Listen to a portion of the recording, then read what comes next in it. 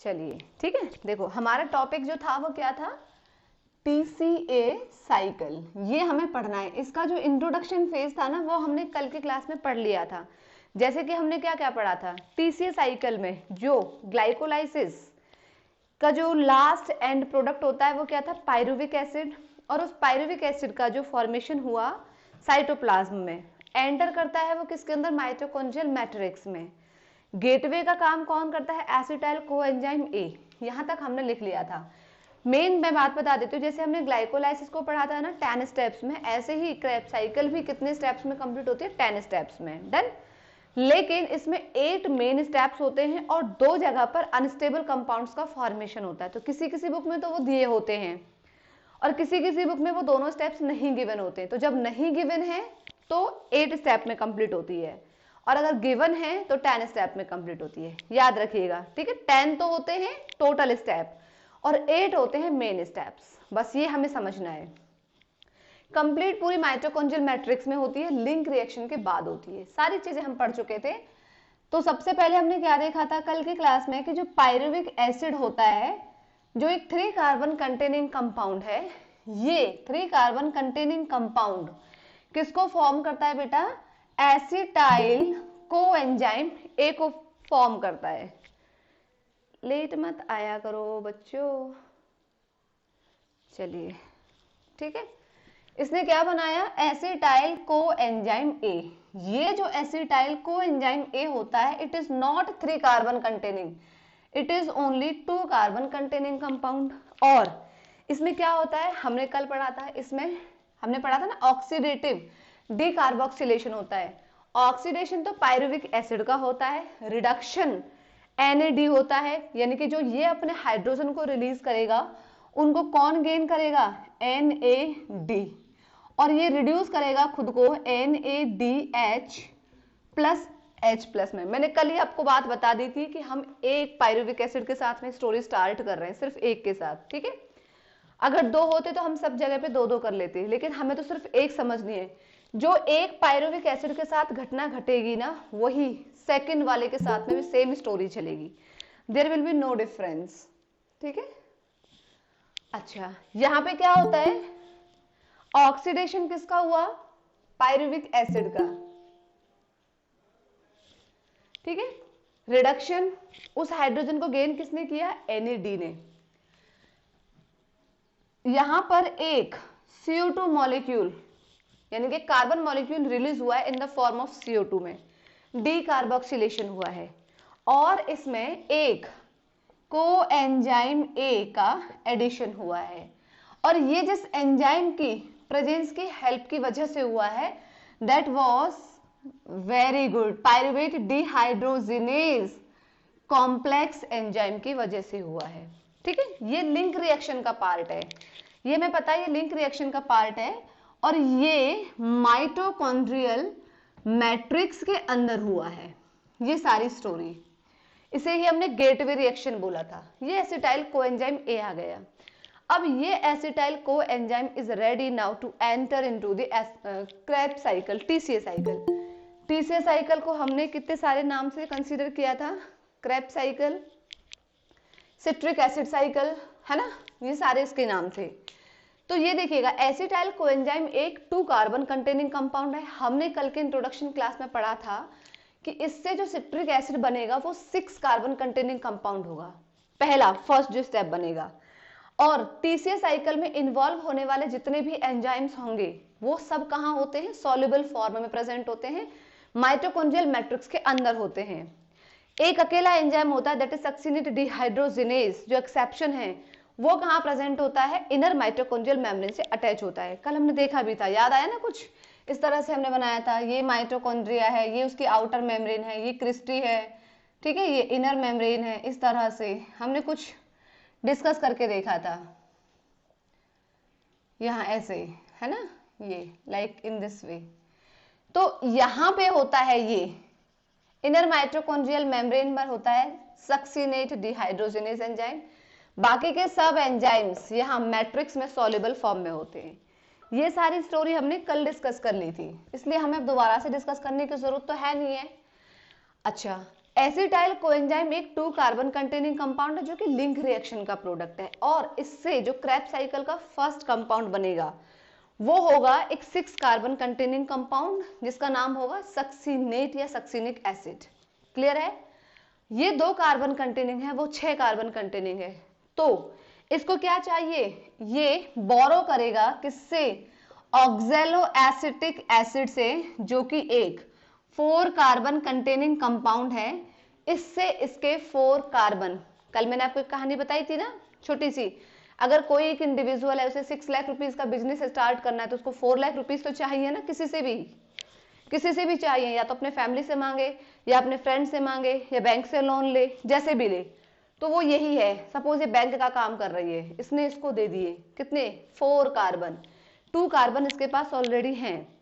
तो ये 4 कार्बन और इसके 2 कार्बन दोनों ही, ठीक है, मिलकर के क्या बना देंगे, एक 6 कार्बन कंटेनिंग कंपाउंड, और उसका नाम क्या होगा, succinic acid. Very good, succinic acid, या इसे आप सक्सीनेट भी कह सकते हैं। ये एक 6 कार्बन कंटेनिंग कंपाउंड है, 6 कार्बन का है। इसमें क्या क्या हुआ होगा आप बताइए, कल हमने क्या क्या पढ़ा था। पहली बात, ये ना तो यहाँ पे ऑक्सीडेशन हुआ है ना रिडक्शन हुआ है, क्या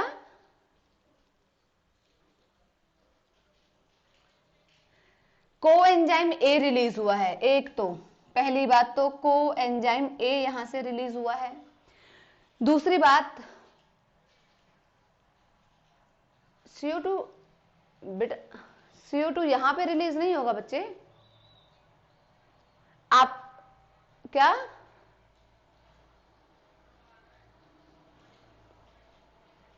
बोलिएगा, COA रिलीज होता है, CO2 क्यों रिलीज होगा, कार्बन तो उसको चाहिए ना, वो रिलीज क्यों करेंगे उसको।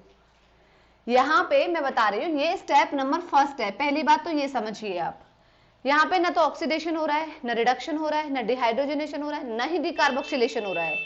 यहाँ पे क्या हो रहा है, कंडेंसेशन हो रहा है, कंडेंस हो रहा है, ये है ना।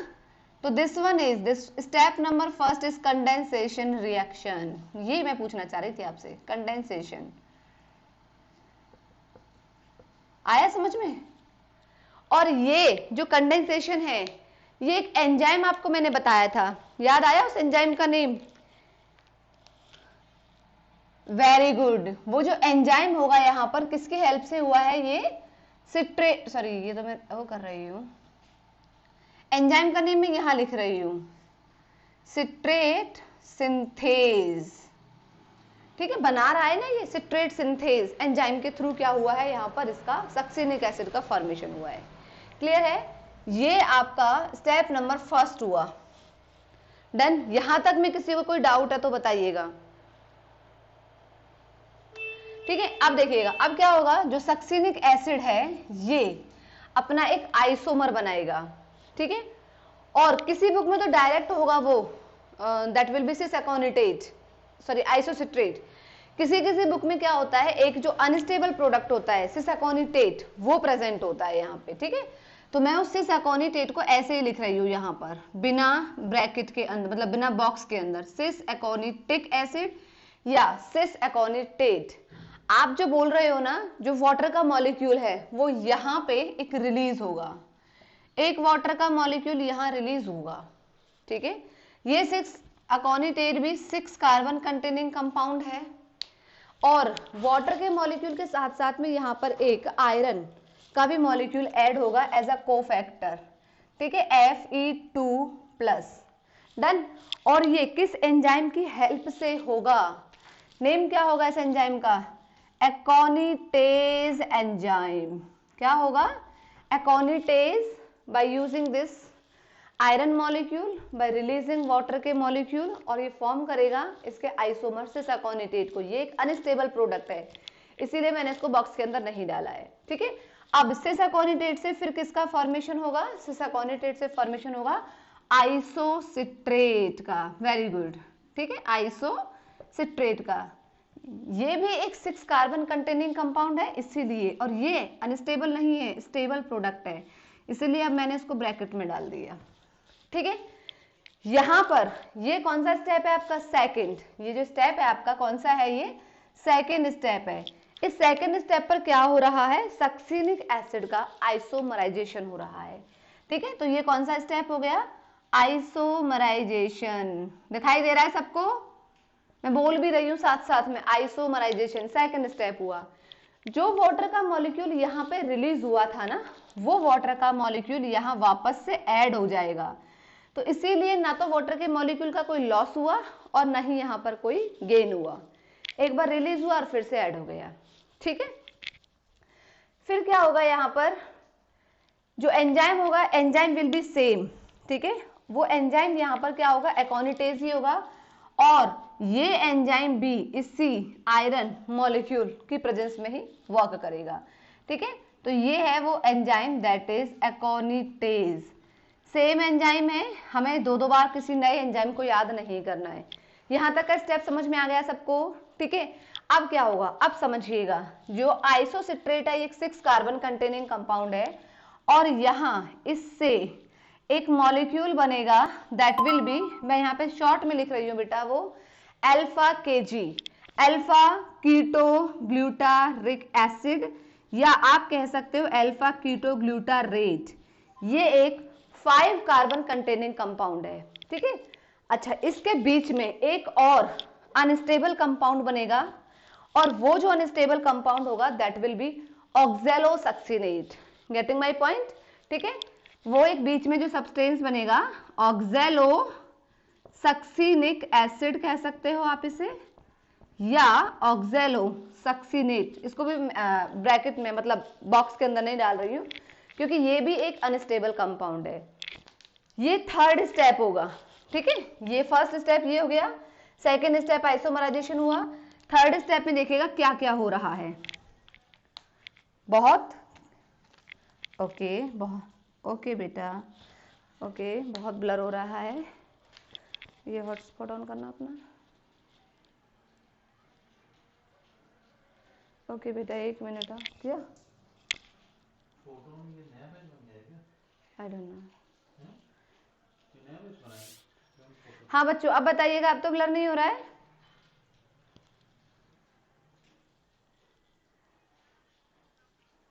नाउ क्लियर ना, चलिए ठीक है। ठीक है, पता नहीं। ठीक है, तो ये आइसोसिट्रेट एक स्टेबल प्रोडक्ट है, 6 कार्बन कंटेनिंग है, इससे बन रहा है एक 5 carbon containing alpha keto glutarate. NCERT को अगर आप देखोगे ना तो उसमें ये सब स्टेप्स नहीं है, उसमें डायरेक्टली दे रखा है। ठीक है, बस 2-3 स्टेप्स बीच बीच के दिखा रखे हैं, सक्सिनिक एसिड का, अल्फा कीटो ग्लूटारेट का और ऑक्सैलोसिटिक एसिड का, ये दे रखा है 2-3 कुछ स्टेप्स। लेकिन एक्चुअल हमें तो पूरा पढ़ना है ना, क्योंकि कहीं से कुछ भी क्वेश्चन पूछा जा सकता है, कौन सा स्टेप पे क्या हो रहा है। तो जो ऑक्सैलोसक्सिनिक एसिड है ये किसी बुक में होता है, किसी में नहीं होता है। सेम सिस एकोनिटेट किसी बुक में गिवन होता है, किसी में नहीं होता है, क्योंकि ये दोनों, ये और ये अनस्टेबल प्रोडक्ट्स हैं। ठीक है, अब क्या होगा, यहाँ पे जो ऑक्सैलोसक्सिनेट है इस स्टेप पर, ये यहां से समझ में आ रहा ना, क्योंकि ये 6 कार्बन कंटेनिंग है, ये 5 कार्बन है, यानी कि बहुत क्लियर वे में हमें समझ में आ रहा है। एक तो यहां से CO2 का मॉलिक्यूल रिलीज हो रहा है, यानी कि क्या हो रहा है, डी कार्बोक्सिलेशन हो रहा है। क्लियर है। दूसरा पॉइंट यहाँ पे क्या हो रहा है, यहाँ पर इस आइसोसिट्रेट का ऑक्सीडेशन भी हो रहा है। इसका क्या हो रहा है, इसका ऑक्सीडेशन भी हो रहा है, और उससे जो हाइड्रोजन के मॉलिक्यूल्स रिलीज होंगे उनको कौन गेन कर रहा है, ये NAD। NAD से NADH प्लस H+ का फॉर्मेशन हो रहा है। Getting my point. यहाँ पे क्या क्या कहानी हुई है, एक तो यहाँ पर CO2 का मॉलिक्यूल रिलीज हुआ है, और एक यहाँ पर, तो यहाँ पे एक्चुअल में जो ये थर्ड स्टेप है इस पे क्या क्या हुआ है, डिहाइड्रोजनेशन, डिहाइड्रोजनेशन, या हम इसे कह सकते हैं ऑक्सीडेशन, डिहाइड्रोजनेशन या oxidation. It is with you only, clear तो है। ठीक है, तो यहाँ पे क्या हो रहा है, एक तो डिहाइड्रोजनेशन कह सकते हो आप इसे, डी, बेटा सबके लिए तो क्लियर है, आपके लिए ब्लर हो रहा है, इसका मतलब आपकी तरफ प्रॉब्लम है। डिहाइड्रोजनेशन कह सकते हैं, सबके लिए ब्लर है। आज मैंने बोला ना थोड़ा प्रॉब्लम होगा, क्योंकि आज वाईफाई से नहीं, मोबाइल के डेटा से चल रहा है। अब क्लियर है ना, स्टार्टिंग में बोल दिया था कि आज थोड़ा आपको समझना पड़ेगा। ठीक है, चलिए तो देखिए थर्ड स्टेप पे क्या हुआ है, डिहाइड्रोजनेशन और ऑक्सीडेशन, एक ही मतलब है। और एक और स्टेप हुआ है, एक CO2 के मॉलिक्यूल का रिलीज आउट हुआ है, यानी कि और भी क्या हुआ है, डी कार्बोक्सिलेशन भी हुआ है। अलग पेन से लिख रही हूं मैं, डी कार्बोक्सिलेशन। देखिए दोबारा से मैं रिपीट कर रही हूं, आइसोसिट्रेट एक स्टेबल प्रोडक्ट था, 6 कार्बन कंटेनिंग था, उससे एक CO2 का मॉलिक्यूल रिलीज, एक कार्बन का मॉलिक्यूल रिलीज हुआ in the form of CO2 में, डी कार्बोक्सिलेशन हुआ है। ठीक है, दूसरा आइसोसिट्रेट से हाइड्रोजन के मॉलिक्यूल्स भी रिलीज हुए, यानी कि उसका ऑक्सीडेशन हुआ है, या हम डिहाइड्रोजनेशन कह सकते हैं। तो डिहाइड्रोजनेशन या ऑक्सीडेशन, ठीक है। और उस हाइड्रोजन के मॉलिक्यूल्स को किसने रिसीव किया है, NAD ने। NAD का रिडक्शन हुआ है NADH+H+ में, क्लियर है। अच्छा, यहाँ पे जो एंजाइम इन्वॉल्व हुआ है वो एंजाइम कौन सा है, वो एंजाइम बड़ा ही सिंपल है, क्योंकि यहाँ पे डिहाइड्रोजनेशन हुआ है, तो आइसोसिट्रेट डिहाइड्रोजिनेज। लिख दूं मैं इस नाम को, यहाँ पे इसको मैं यहां लिख रही हूं, आइसोसिट्रेट डिहाइड्रोजिनेज, आइसोसिट्रेट डिहाइड्रोजिनेज। आ गया समझ में, आइसोसिट्रेट डिहाइड्रोजिनेज, हाँ या ना। और ये एक 5 कार्बन कंटेनिंग कंपाउंड का फॉर्मेशन बनके तैयार हो गया, अल्फा कीटोग्लूटारिक एसिड या अल्फा कीटोग्लूटारेट का। कोई डाउट यहां तक बेटा? ये आपका स्टेप नंबर 3 हुआ है अभी कंप्लीट, हाँ या ना, जल्दी से बताइए। कोई आया है क्या? जल्दी से बेटा, यहां तक में कोई डाउट किसी को? अब देखिए, नो डाउट, ठीक है, ओके। अब क्या होगा, यहां अल्फा कीटोग्लूटारेट से एक बार फिर से डिकार्बोक्सिलेशन होगा, और फिर से वही डिहाइड्रोजनेशन होगा, फिर से वही NAD का रिडक्शन होगा, और एक नया 4 कार्बन कंटेनिंग कंपाउंड का फॉर्मेशन होगा। 4 कार्बन पे पहुंचना है, ठीक है। तो इसको मैं इस तरह से लेकर के आ रही हूं यहां पर। अब ये स्टेप नंबर 4 पे आ रहे हैं, और वो जो 4 है, 4 कार्बन कंटेनिंग कंपाउंड जो बन रहा है यहाँ पे, ठीक है, वो बनेगा सक्सिनाइल कोएंजाइम A, ठीक है, that will B succinyl coenzyme A।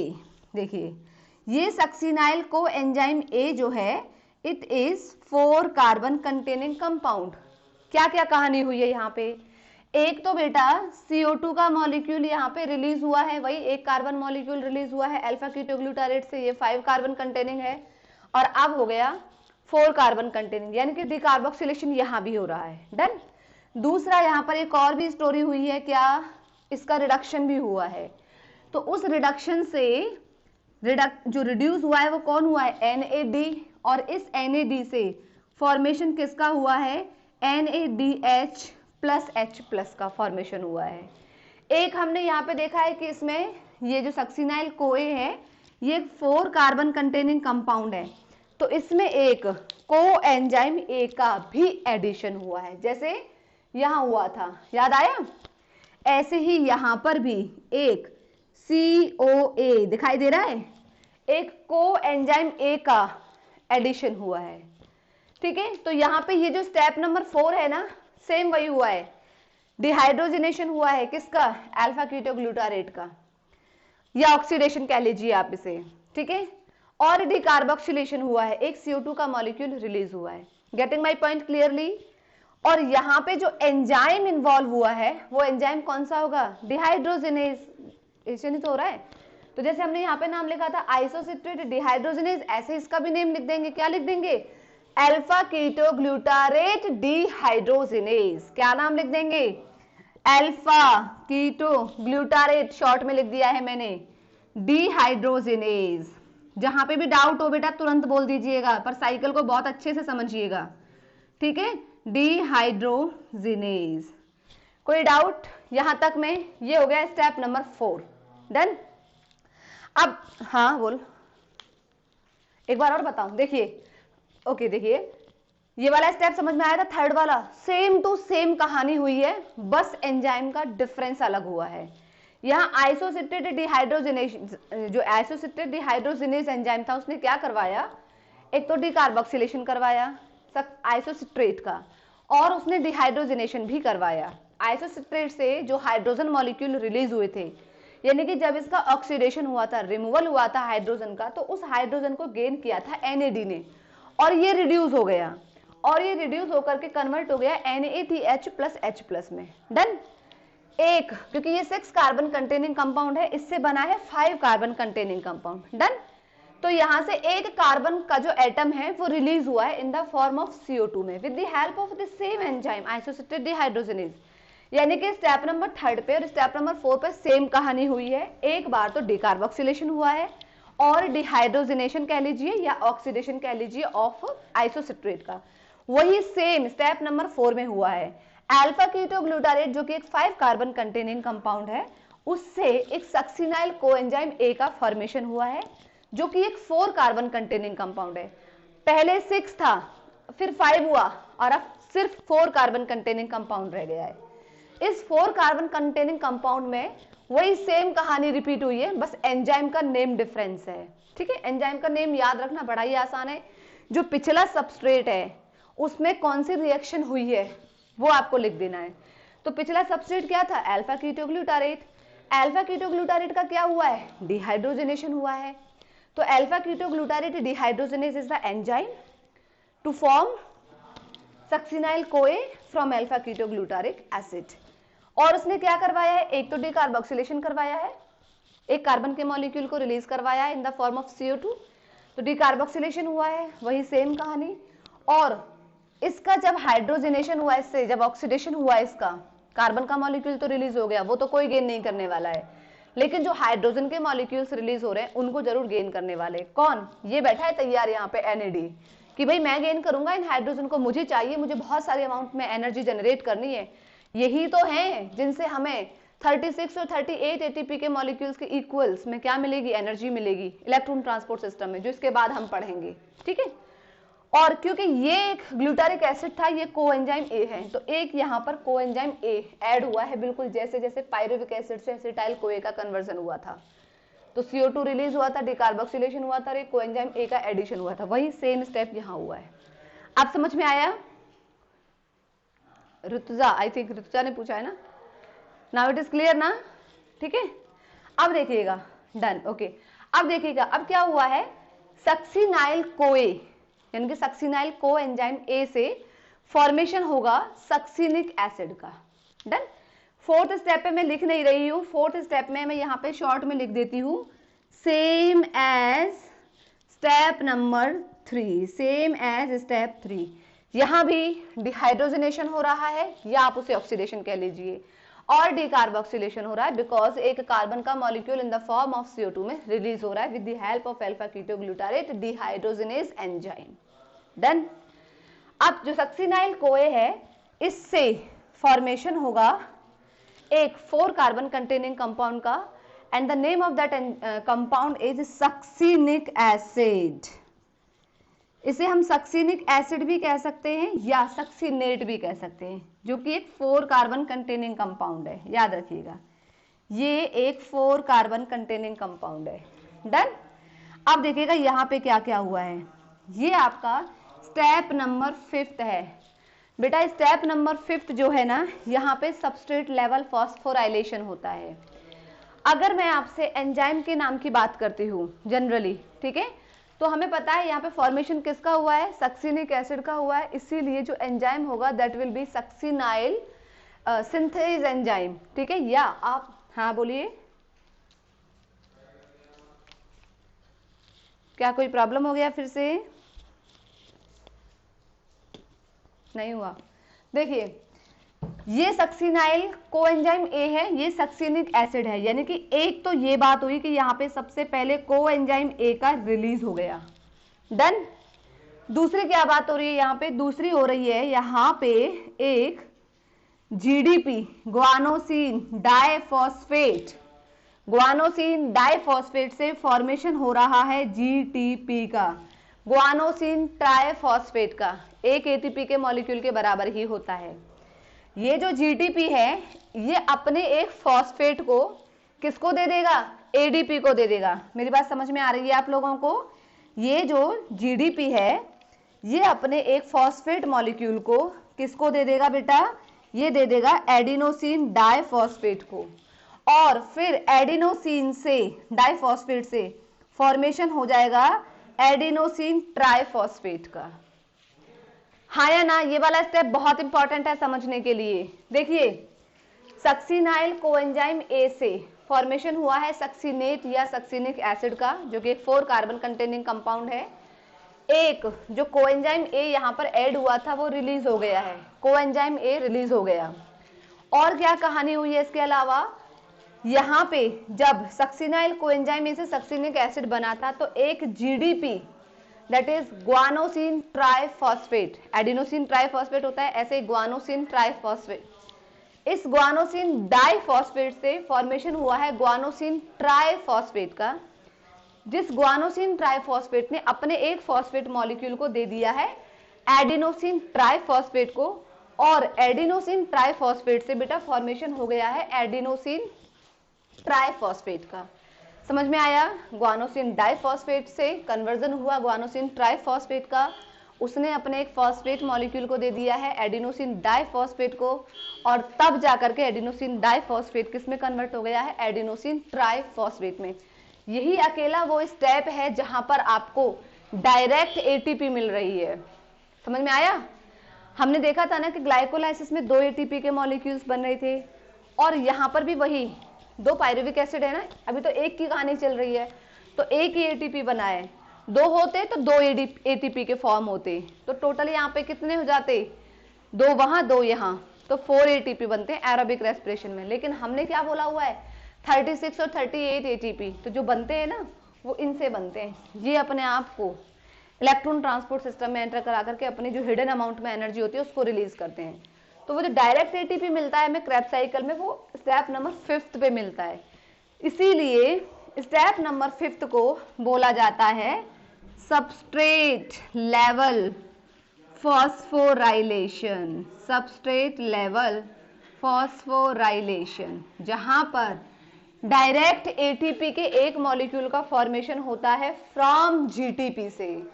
ये वाला स्टेप समझ में आया कि नहीं आया? जल्दी से बताइए, हाँ या ना? और इस स्टेप पर जो एंजाइम इन्वॉल्व होता है वो एंजाइम होता है दैट इज सक्सिनाइल, आप कह सकते हो इसे, क्योंकि यहाँ पे सक्सिनाइल ही है, ठीक है?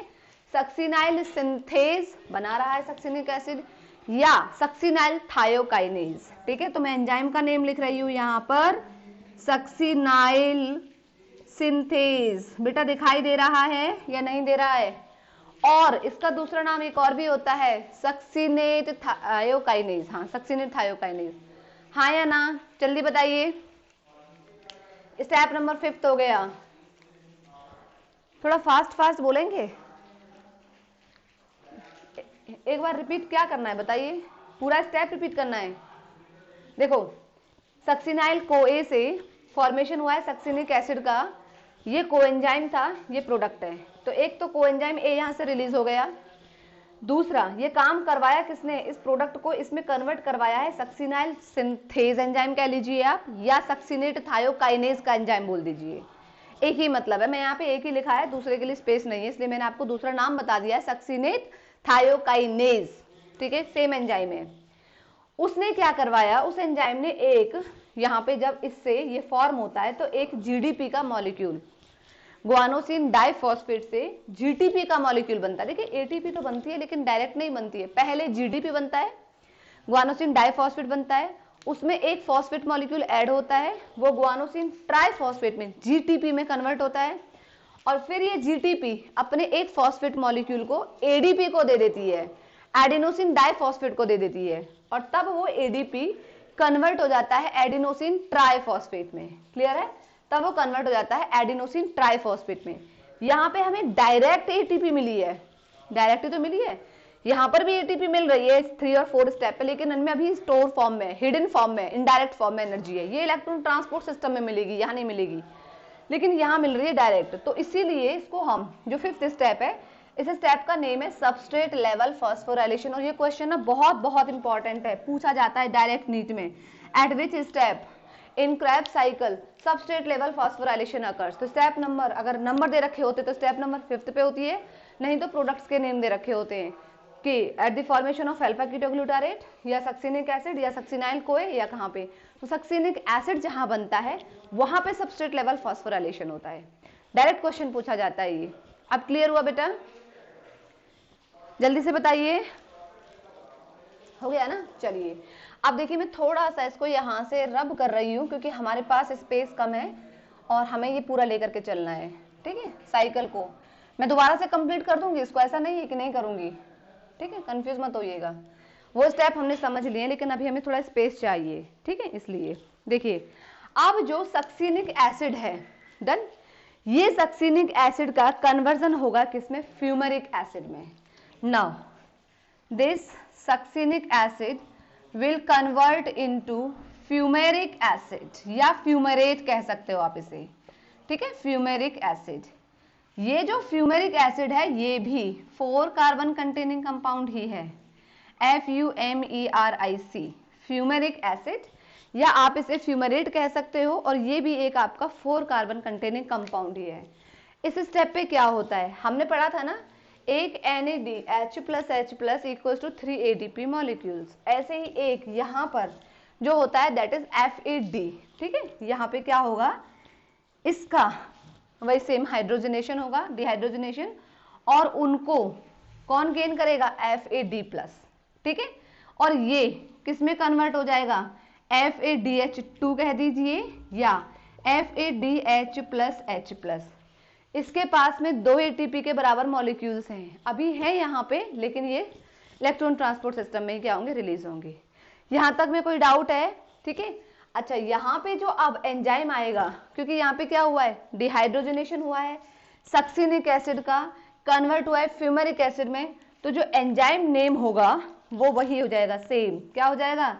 Succinate dehydrogenase, succinate dehydrogenase. तो यहाँ पर कोई डिकार्बोक्सिलेशन या कुछ ऐसा स्टेप नहीं हुआ है। ठीक है, यहाँ पर ये आपका स्टेप नंबर 6 है, और इस स्टेप नंबर 6 पर क्या हुआ है? डिहाइड्रोजिनेशन हुआ है। समझ में आ गया? सिंपल सा ये वाला स्टेप तो है ना। स्टेप नंबर 6 पे क्या हुआ है? डिहाइड्रोजिनेशन हुआ है, सक्सिनिक एसिड का हुआ है, इससे हाइड्रोजन के मॉलिक्यूल्स रिलीज हुए, उनको किसने गेन किया? FAD ने, और किसमें कन्वर्ट कर लिया? वो खुद रिड्यूस हो गया। रिडक्शन का मतलब एडिशन ऑफ हाइड्रोजन, ऑक्सीडेशन का मतलब रिलीजिंग और रिमूवल ऑफ हाइड्रोजन। तो इसका तो ऑक्सीडेशन हुआ है, आप इसे डिहाइड्रोजनेशन कह दीजिए या आप इसे ऑक्सीडेशन स्टेप कह दीजिए, पर यहाँ पर हम डिकार्बोक्सिलेशन नहीं देख रहे हैं क्योंकि यहाँ पर सिर्फ एक ही कहानी हुई है, और that is what? Dehydrogenation. Clear है? हाँ या ना? जल्दी से बोलिए, फिर हम नेक्स्ट स्टेप की तरफ बढ़ते हैं। ओके, ठीक है, अब देखिएगा फ्यूमेरिक एसिड से अब जो नेक्स्ट फॉर्म होगा, ठीक है, that will B malic acid. Next जो प्रोडक्ट फॉर्म हुआ है वो है मैलिक एसिड। ये भी एक 4 कार्बन कंटेनिंग कंपाउंड ही है, और ये हमारा स्टेप नंबर कौन सा है बेटा? 7। इस स्टेप नंबर 7 पे एक कहानी हुई है। देखिए पूरे की पूरी साइकिल में वाटर मॉलिक्यूल का कहीं पे भी नो लॉस नो गेन, न तो कहीं लॉस हुआ है न कहीं गेन हुआ है। एक जगह हुआ था जब हमने सक्सिनिक एसिड से सिसाकोनिट्रेट और सिसाकोनिट्रेट से आइसोसिट्रेट का फॉर्मेशन हुआ था, एक बार रिलीज हुआ और एक बार ऐड हो गया, तो कोई लॉस नहीं हुआ, कोई गेन नहीं हुआ। लेकिन यहाँ पर एक तो वाटर का मॉलिक्यूल ऐड होगा, पहली बात तो ये अकेला एक ऐसा स्टेप है, स्टेप नंबर 7 पे होता है वाटर के मॉलिक्यूल का एडिशन, याद रखिएगा। और यहाँ पे कुछ नहीं होगा, ठीक है, स्टेप नंबर 7 पे न तो ऑक्सीडेशन होगा न मतलब कुछ भी नहीं होगा। यहाँ पे इसको फ्यूमेरिक एसिड को जो कन्वर्ट करेगा उस एंजाइम का नेम है दैट इज फ्यूमरेज। ठीक है, फ्यूमरेज। ये फ्यूमरेज एंजाइम फ्यूमेरिक एसिड पे एक्ट करेगा और इसको ब्रेक कर देगा मैलिक एसिड में, कन्वर्ट कर देगा मैलिक एसिड में। यहां तक में कोई डाउट? बहुत सिंपल सा स्टेप है, 7 पे कुछ नहीं हुआ है। स्टेप नंबर 7 पे बस यहाँ पर क्या हुआ है? एक एडिशन हुआ है वाटर के मॉलिक्यूल का, addition of water molecule. Clear है? अब आते हैं हम हमारे लास्ट स्टेप की तरफ, स्टेप नंबर 8। बताइए स्टेप नंबर 8 क्या है? यानी कि ये मैलिक एसिड अब बनाएगा ऑक्जेलो एसिटिक एसिड, एक 4 कार्बन कंटेनिंग कंपाउंड को। आया समझ में? ये बना दिया इसने एक 4 कार्बन कंटेनिंग कंपाउंड को। स्टेप नंबर 8 है ये हमारा, है ना, स्टेप नंबर ये क्या है 8 है। डन। और इस 8 पर भी देखिए क्या हो रहा है, जो मैलिक एसिड है इस मैलिक एसिड का फिर से डिहाइड्रोजनेशन होगा। डन। और जब इसका डिहाइड्रोजनेशन होगा तो कौन रिड्यूस होगा, यानी कि उससे जो रिलीज होने वाले हाइड्रोजन है इससे उनको कौन गेन करेगा, वही NAD, और ये खुद को रिड्यूस कर देगा NADH+H+ में। आया समझ में? तो स्टेप नंबर 8 पे क्या हो रहा है, या तो हम कह सकते हैं कि मैलिक एसिड का ऑक्सीडेशन हो रहा है, या हम कह सकते हैं डिहाइड्रोजनेशन हो रहा है। तो क्या हो रहा है यहाँ पे, या तो आप कह सकते हैं ऑक्सीडेशन, या और क्या कह सकते हैं इसको, डिहाइड्रोजनेशन, शॉर्ट में लिख दिया है मैंने।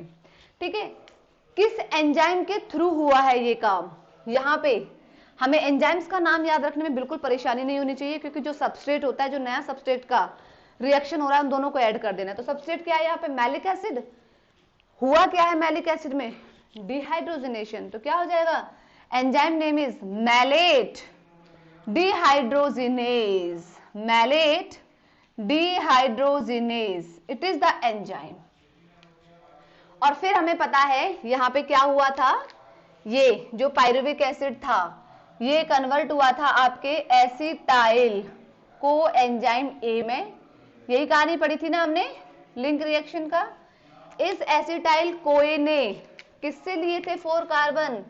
ये जो साइकिल है ये इस तरह से चलती रहेगी यहाँ पे लगातार। मैं इसको थोड़ा ठीक कर देती हूँ कि यहाँ पे एक तो CO2 का रिलीज हुआ था और एक कोएंजाइम ए का एडिशन हुआ था लिंक रिएक्शन में, और ये बना था एक 2 carbon containing compound acetyl coenzyme A.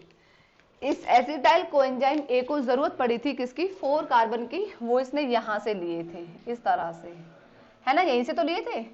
और ये 4 कार्बन कंटेनिंग जो थे इन्होंने बनाया था किसको, सक्सिनिक एसिड को, इसको बनाया था इन्होंने, जो कि एक 6 कार्बन कंटेनिंग कंपाउंड था। ठीक है, तो इस तरह से क्या हुआ, इस एसिटाइल कोएंजाइम ए ने 4 कार्बन लिए और बना दिया, और वापस से बाद में कहां पर आकर के यहां से उसने देना शुरू कर दिया, और अल्टीमेटली उसने ऑक्सैलिक एसिड को फॉर्म कर दिया। उसके जो 4 कार्बन लिए थे वो वापस दे दिए, ताकि जब एक दूसरा पायरुविक एसिड आए उसको जब 4 कार्बन की जरूरत पड़े तो ये मॉलिक्यूल यहाँ पे रहना चाहिए, और ये इस तरह से इसको बना देगा।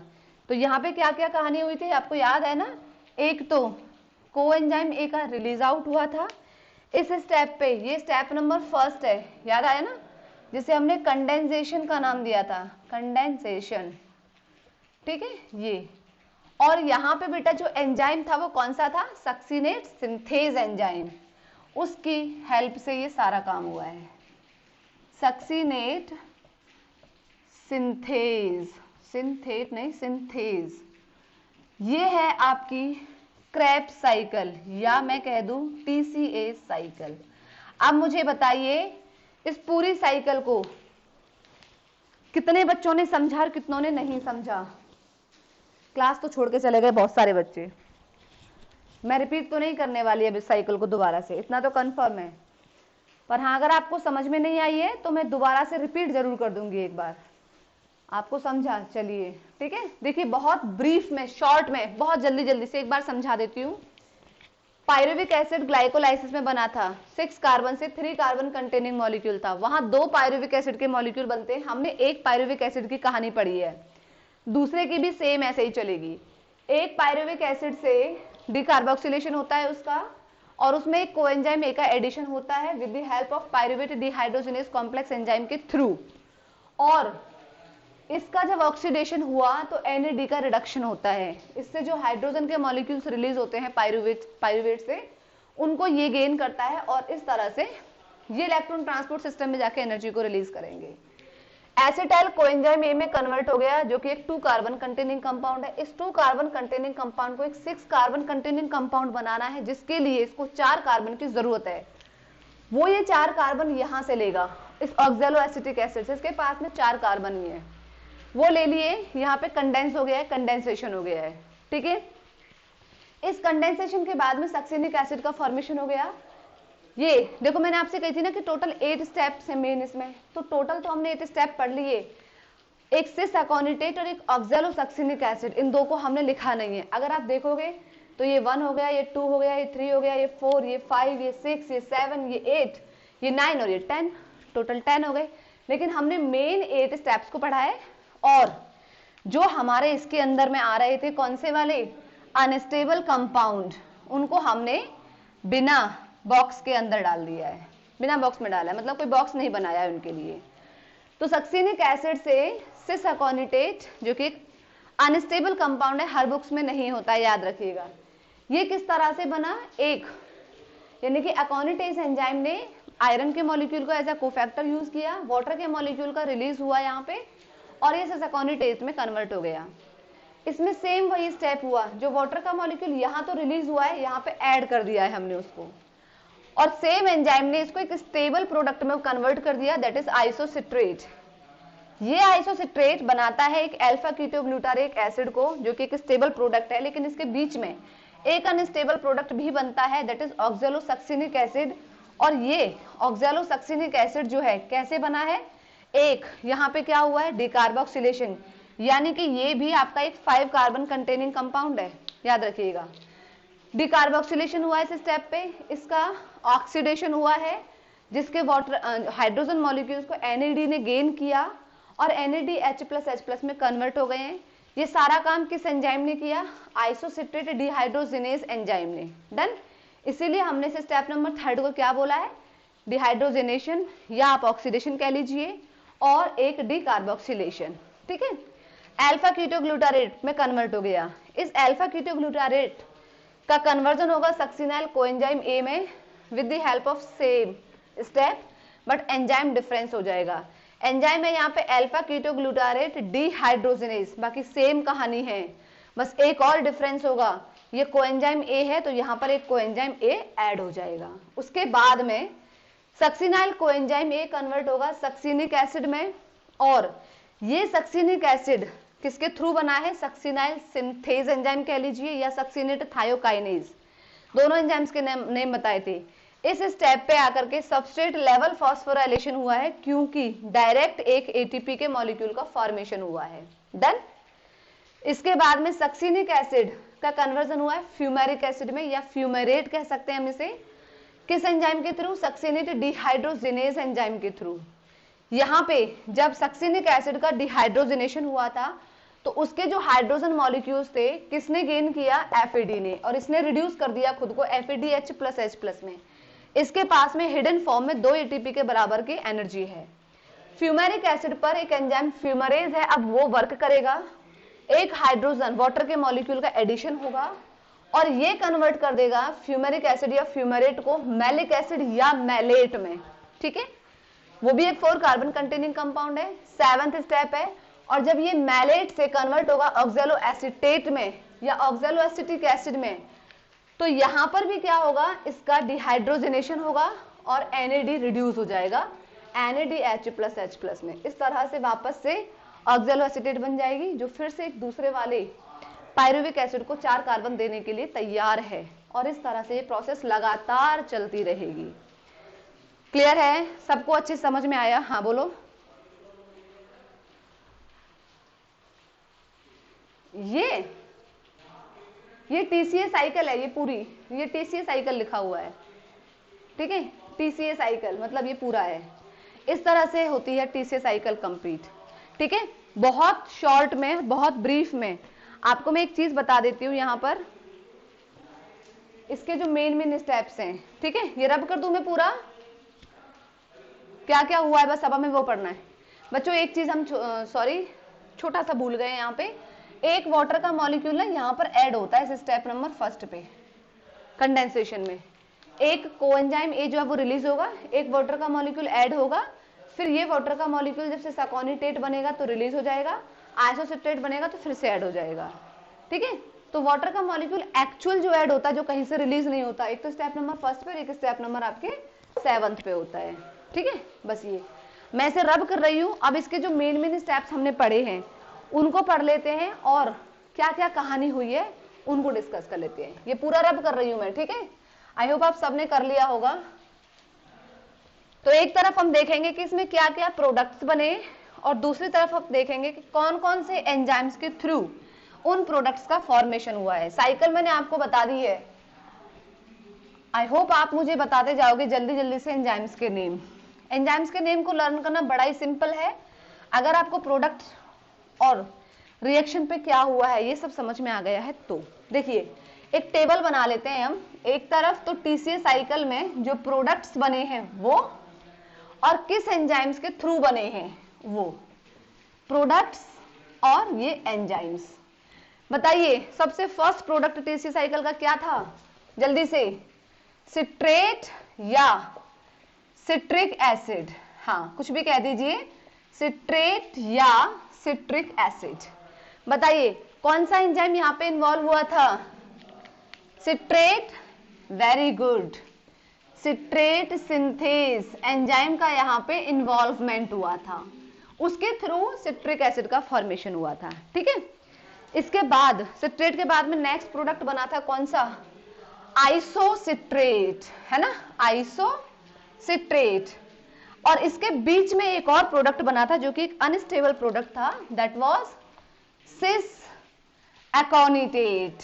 वेरी गुड, सिस एकोनिटेट या एकोनिटिक एसिड भी कह सकते हैं हम इसे, सिस एकोनिटेट। ये मैं लिख देती हूं ब्रैकेट में, आपको याद रहेगा, ये एक अनस्टेबल प्रोडक्ट है, बने दोनों सेम ही एंजाइम्स के थ्रू है। कौन सा एंजाइम था? एकोनिटेज, ये एंजाइम के थ्रू फॉर्म हुए थे। ठीक है, अच्छा इसके बाद फिर थर्ड स्टेप बताइएगा क्या हुआ था? थर्ड स्टेप में alpha keto glutaric acid, very good, alpha keto glutaric acid या हम इसे अल्फा कीटो ग्लूटारेट भी कह सकते हैं। ठीक है, और इसके बीच में फिर से एक और अनस्टेबल कंपाउंड बना था, याद आया?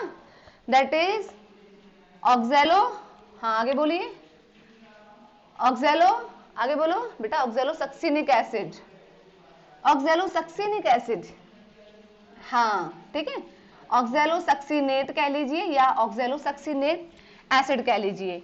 बने थे दोनों सेम एंजाइम के थ्रू। कौन सा एंजाइम था? Isocitrate dehydrogenase, very good, isocitrate dehydrogenase, ये था एंजाइम। अच्छा, और अब बताइएगा नेक्स्ट पे फोर्थ स्टेप पे क्या कहानी हुई थी? फोर्थ स्टेप पे याद आया? सक्सिनाइल को एंजाइम ए का फॉर्मेशन हुआ था। सक्सिनाइल को एंजाइम ए किसके थ्रू हुआ था?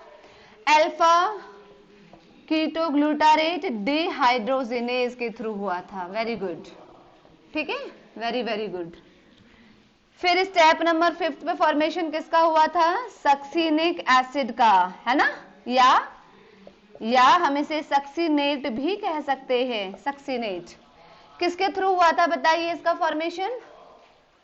सक्सिनाइल थायोकाइनेज या सक्सिनाइल सिंथेज भी कह सकते हैं। वेरी गुड, सक्सिनाइल सिंथेज, है ना, या सक्सिनेट थायोकाइनेज। मैं यहां पे इस एंजाइम का नाम लिख देती हूं, और सक्सिनेट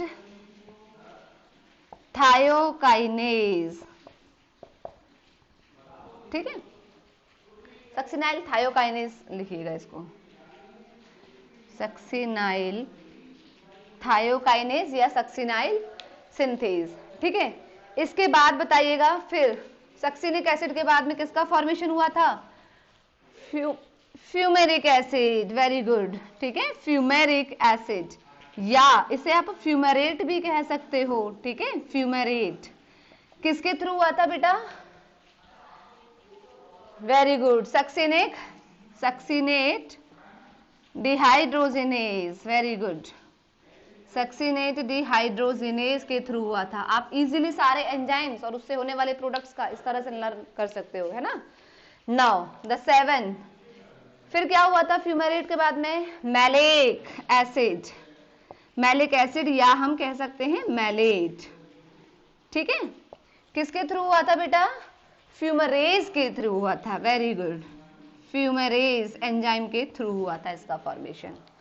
और at last but not the least, जो 8th स्टेप है उसमें किसका फॉर्मेशन हुआ? ऑक्जेलो एसिटिक एसिड, ठीक है, या हम इसे शॉर्ट में और भी क्या कह सकते हैं, ऑक्जेलो एसिटेट या OAA, वेरी गुड, ठीक है। इससे किसके थ्रू हुआ था ये, यहां पर भी डिहाइड्रोजनेशन हुआ था, मैलेट डिहाइड्रोजिनेज, हो गया सारा टीसी साइकिल। अब कल हम इसमें देखेंगे किस तरह से इसमें एटीपी के मॉलिक्यूल्स फॉर्म होते हैं। स्टेप नंबर टोटल इसमें 10 इन्वॉल्व होते हैं, 8 विन स्टेप होते हैं, ये 2 अनस्टेबल प्रोडक्ट्स होते हैं, ठीक है, दोनों ही, ये भी और आपका दिस वन इज 2। तो इसीलिए एनसीईआरटी में उतना नहीं दे रखा है, एनसीईआरटी में सिर्फ 2-3 स्टेप दे रखे हैं, हमने इसको पूरा एलेबोरेट करके पढ़ा है ताकि इसको समझ अच्छे से सके, है ना। रटना इज नॉट द इम्पॉर्टेंट, समझना इज द इम्पॉर्टेंट। तो ये है पूरा आपका टीसी साइकिल। क्या क्या हुआ, ये जो स्टेप है फर्स्ट, यहाँ पे कंडेंसेशन हुआ, यहाँ पे क्या हुआ था जल्दी से बताइए, आइसोमराइजेशन हुआ था। थर्ड स्टेप पे क्या हुआ था, डिहाइड्रोजनेशन या ऑक्सीडेशन और डिकार्बोक्सिलेशन हुआ था। फोर्थ स्टेप पे क्या हुआ था, वही सेम डिहाइड्रोजनेशन हुआ था, सेम हुआ था फोर्थ स्टेप पे भी, डिकार्बोक्सिलेशन और डिहाइड्रोजनेशन। फिफ्थ स्टेप पे क्या हुआ था, substrate level phosphorylation. Sixth step पे डिहाइड्रोजनेशन। सेवंथ स्टेप पे एडिशन हुआ था वाटर के मॉलिक्यूल का, और एट्थ स्टेप पे फिर से डिहाइड्रोजनेशन हुआ था। स्टेप्स को भी आप इसमें इन्वॉल्व कर सकते हैं इसी टेबल में, ठीक है। CO2 के मॉलिक्यूल्स यानी कि डिकार्बोक्सिलेशन कितने स्टेप पे हुआ था, 2 स्टेप पे, एक तो स्टेप नंबर 3 पे और एक स्टेप नंबर 4 पे, ठीक है। वाटर के मॉलिक्यूल का एडिशन कितने पे हुआ था, याद आया कुछ, वाटर के मॉलिक्यूल का एडिशन हुआ था स्टेप नंबर 7 पे। NAD का फॉर्मेशन कितने कितने स्टेप पे हुआ था, स्टेप नंबर 3, स्टेप नंबर 4 और एक लास्ट वाला जो स्टेप था वहां पे हुआ था स्टेप नंबर 8 पे, है ना। और FAD का फॉर्मेशन कहाँ हुआ था, स्टेप नंबर 6 पे, है ना, स्टेप नंबर 6 पे हुआ था। और ATP पे हुआ था substrate level phosphorylation, direct ATP का फॉर्मेशन हुआ था। आज की क्लास में हमने टीसी साइकिल को यहां तक कंप्लीट किया है। अभी किसी को डाउट है तो बता दीजिए, कल मैं इसको आपको पूरी एक ट्रिक बता दूंगी जिससे आप और भी इजी वे में से लर्न कर सकते हो, ठीक है। चलिए ओके बेटा, थैंक यू सो मच। किसी को डाउट है तो अभी बोल दीजिएगा, नहीं है तो I am going to disconnect the class now. चलिए ओके बेटा, bye, take care to all.